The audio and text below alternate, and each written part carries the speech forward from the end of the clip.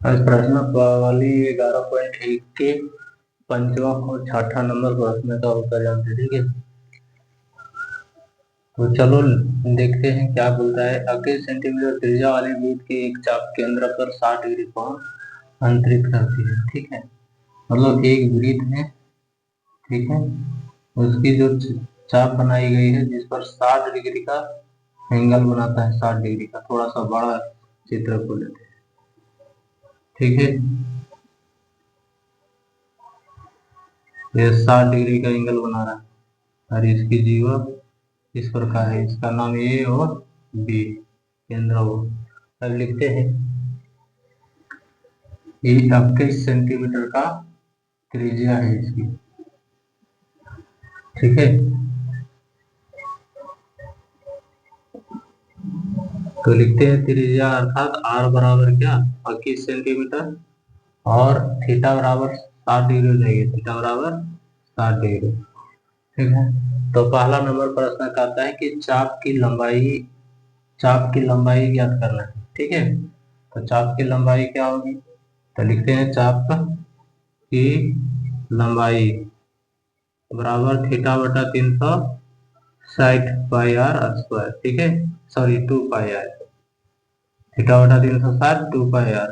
तो थीटा बराबर 60 बटा 360 इंटू 2 गुनी पाई का मान हमें क्या बोल रहा है, कुछ लेने नहीं बोल रहा है, इसलिए 22/7 ही लेंगे, ठीक है। उसके बाद इंटू आर बराबर 21, 7 एकम 7 दिया 21 से कट जाएगा, 60 एकम 60 दिया 136 हो जाती है, नहीं 60 छक्का, ठीक है। अब देखो 3 एकम 3 दूनी है, ये और ये कट गया तो हमें क्या प्राप्त हो गया, 22 सेंटीमीटर। तो लिखेंगे अतः अतः चाप की लंबाई बराबर 22 सेंटीमीटर। अगला देखिए, दूसरा प्रश्न कहता है चाप द्वारा बनाए गए त्रिज्या खंड का क्षेत्रफल। तो चाप द्वारा बनाया गया त्रिज्या खंड कौन है, ये, ठीक है। इसकी क्षेत्रफल हमें निकालना है, ठीक है। तो लिखते हैं त्रिज्या खंड की क्षेत्रफल, दूसरा नंबर ये होगा, ये पहला हो गया त्रिज्या खंड की क्षेत्रफल। तो बताओ त्रिज्या खंड के क्षेत्रफल थीटा बटा 360 पाई आर स्क्वायर ना। तो थीटा मेरा कितना है, 60 डिग्री का है, तो 60 बटा 360 और गुने पाई का मान 22/7 और त्रिज्या 21 गुने 21, तो ये 6 बार में कट जाएगा, ठीक है। और 7 एकम 7 7 दिया, आकाश 3 एकम 3 दूनी, अब ये और ये कट गया तो हमें क्या प्राप्त होगा, 231। यहाँ लिखेंगे अतः त्रिज्या खंड की क्षेत्रफल 231 रुपया, अरे 231 सेंटीमीटर स्क्वायर रुपया बोल रहे हैं, ठीक है।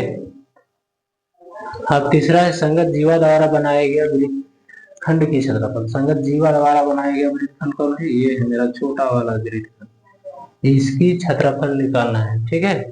संगत जीवा द्वारा बनाए गए वृत्त खंड के क्षेत्रफल। तो चलो संगत जीवा द्वारा बनाए गए वृत्त खंड के क्षेत्रफल लिखते हैं, संगत जीवा द्वारा बनाए गए वृत्त खंड की क्षेत्रफल बराबर क्या हो जाएगा, इसमें पूरा त्रिज्या खंड की क्षेत्रफल लिखेंगे, त्रिज्या खंड की क्षेत्रफल में हम घटा देंगे त्रिभुज ए ओ बी की क्षेत्रफल, हाँ त्रिभुज ए ओ बी की क्षेत्रफल, ठीक है। तो चलो बैठाते हैं इसको, त्रिज्या खंड का क्षेत्रफल तो हम निकाले हैं, क्या निकाले हैं, 231 सेंटीमीटर ना, 231। इसको हम काटे तो मेरा काटने पर जो फल प्राप्त हुआ 231 आया, ठीक है।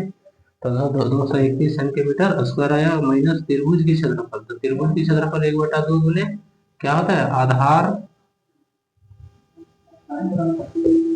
गुने ऊंचाई, और यहाँ क्या है, साइन 60 डिग्री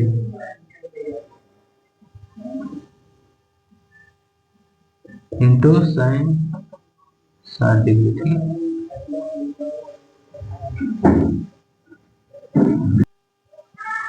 ठीक है, तो आगे देखिए 231 माइनस 1/2 गुने 21 गुने √3/2, साइन 60 डिग्री का मान √3/2 होता है।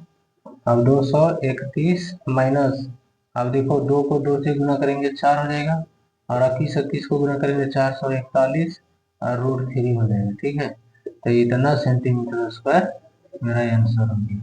चलिए इसको फटाफट नोट कीजिए। चलिए अगला प्रश्न को देखिए, 6ठा नंबर प्रश्न कहता है 15 सेंटीमीटर त्रिज्या वाले एक वृत्त है, कोई एक वृत्त है जिसके जीवा केंद्र पर 60 डिग्री कोण करती है। फॉर एग्जाम्पल एक केंद्र है, ठीक है, इसके केंद्र पर जो जीवा है, ये जीवा मान लो, ठीक है, ए और बी जीवा है जो 60 डिग्री एंगल बना रहा है, वो यहाँ सेंटर हो गया केंद्र। अब कहता है संगत लघु और दीर्घ वृत्तखंड के क्षेत्रफल, मतलब संगत लघु वृत्तखंड के क्षेत्रफल और दीर्घ वृत्तखंड के क्षेत्रफल निकालना। तो चलो लिखते हैं, r बराबर 15 सेंटीमीटर और थीटा बराबर 60 डिग्री। ठीक है, तो हमें क्या निकालना है, संगत लघु यानी कि छोटा वृत्तखंड, ये छोटा सा वृत्त का ये छोटा टुकड़ा को निकालना है। ठीक है, तो चलो निकालते हैं। तो क्या कैसे निकलेगा, तो ये त्रिज्या खंड में हम पूरी त्रिज्या खंड में हम घटा देंगे क्या, ये त्रिभुज वाला, तब थोड़ा सा ये बन जाएगा, है ना। तो लिखते हैं संगत लघु वृत्तखंड की क्षेत्रफल बराबर क्या हो जाएगा, त्रिज्या खंड की क्षेत्रफल, त्रिज्या खंड की क्षेत्रफल में घटा देंगे त्रिभुज की क्षेत्रफल, त्रिभुज AOB की क्षेत्रफल। ठीक है, तो त्रिज्या खंड की क्षेत्रफल इसमें थीटा बटा 360 पाई r स्क्वायर माइनस, अब इसका त्रिभुज का क्षेत्रफल 1/2 आधार गुने ऊंचाई, और यहाँ थीटा साइन है तो साइन 60 डिग्री लिखेंगे, साइन 60 डिग्री। ठीक है, अब देखिए यहाँ त्रिज्या खंड की क्षेत्रफल, तो त्रिज्या खंड ये पूरी हो जाएगी, तो त्रिज्या खंड की क्षेत्रफल थीटा 60 डिग्री और 360 गुने पाई का मान 3.14 यहाँ लेने बोल रहा है, 3.14 और √3 का 1.73 लेना है। ठीक है, नहीं 1.73, तो चलो लेते हैं पाई का मान 3.14 लेंगे और गुने त्रिज्या कितनी 15 × 15 लिखेंगे। ठीक है, और माइनस 1/2 गुने, यहाँ भी 15 गुने साइन √3/2। ठीक है, चलो आगे काटते हैं, इसका एक बार में और इसका 6 बार में कट जाएगा, 3 दूनी 3 पच्चे, है ना, और इसको काटते हैं तो 1.57 आएगा। ठीक है, और इसको काटेंगे तो 7.5 हो जाएगा, और इसको भी काट दिए तो 7.5 हो जाएगा।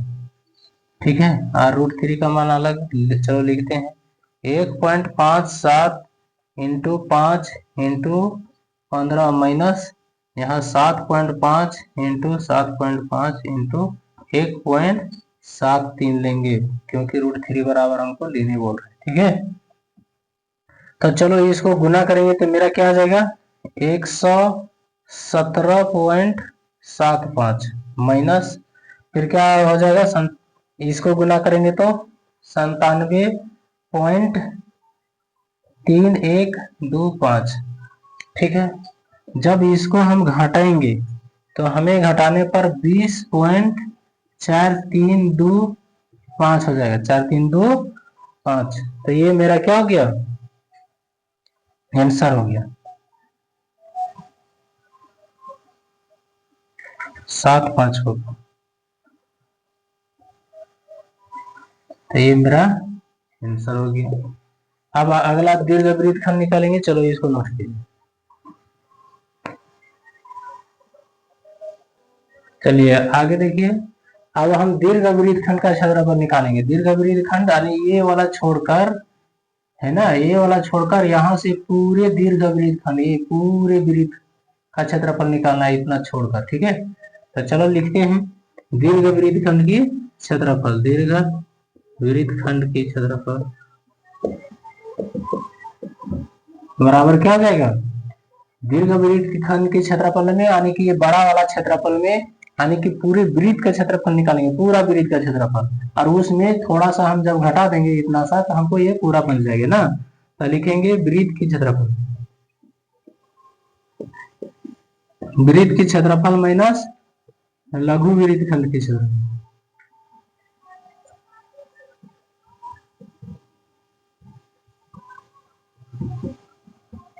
तो वृत्त की क्षेत्रफल पाई आर स्क्वायर माइनस लघु वृत्तखंड की क्षेत्रफल तो यहाँ निकाले थे अभी, है ना, 20.4375 हो गया। अब इसका पाई का मान 3.14 गुने 15 गुने 15 माइनस 20.4375 यहाँ लिखेंगे।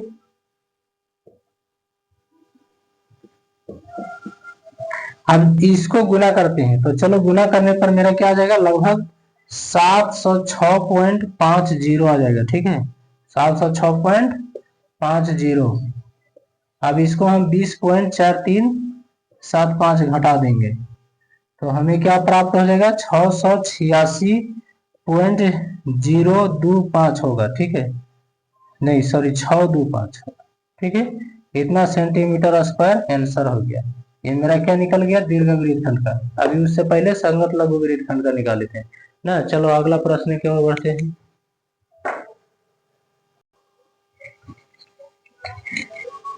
आप लोग से रिक्वेस्ट है कि आप लोग घर में जाकर के प्रैक्टिस कीजिएगा और ध्यान दीजिएगा, जिससे आपका रिजल्ट बेहतर हो, इसलिए कृपया करके स्टडी जरूर कीजिएगा।